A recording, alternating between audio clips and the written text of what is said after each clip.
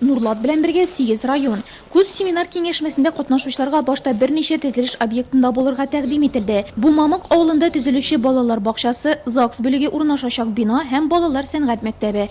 Һәр кайсында хезмәтне саклауны районнар вәкилләреннән тыш башкала кунагы да бәяләде.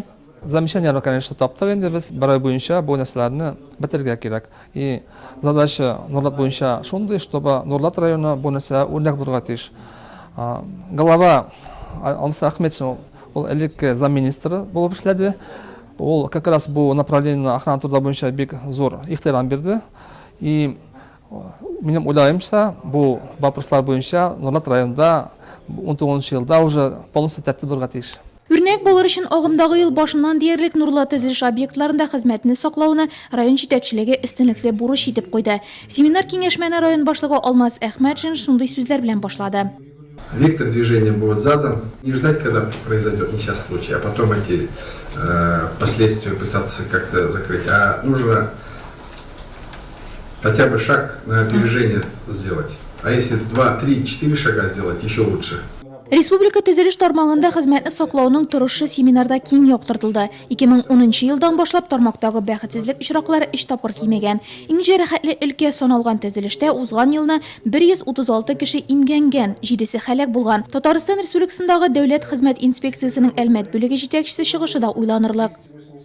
Особый сегмент, который связан с фактом несчастных случаев на производстве, он всегда связан с проведением работ на высоте. Поэтому вот представителям тех подрядных организаций, которые работают, у которых имеются работниками, перво-наперво, что я хотел попросить, заключить трудовые договора с работниками, для того, чтобы они не были вынуждены потом бегать, если что-то не случится, с ними случится, по судам, для того, чтобы удостоверить факт наличия трудовых правоотношений.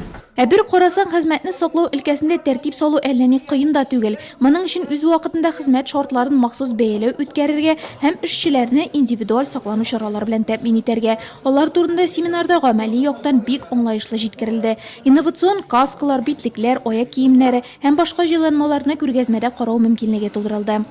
Все работники нашей организации аттестованы, обучены. Безнең оешмада барлык хезмәткәрләр хезмәтне саклау буенча аттестация узды. Эш башлаганчы һәр вакыт инструктаж үткәрелә. Биеклектә эшләгәндә саклану чаралары кулланыла. Бу саклану билбаулары, каскалар. Аларны төрле эшләрдә дә файдаланабыз. Бүгенге көндә безнең оешмада бәхетсезлек очраклары теркәлмәде. Бу хезмәтне саклауга игътибарлы караш нәтиҗәсе. Тармакка булдыклы һәм озак эшләячәк кешеләрне тартыйм дисәң, хезмәтне саклауны югары дәрәҗәгә куярга. Алга таба бу юнәлештә республикада эш тагыда максатчан дәвам иттереләчәк диелде семинарда. Ә министр урынбасары исә җәйгә Нурлатка килеп, каралган объектларда эшнең ничек үзгәргәнен бәяләргә вәгъдә итте.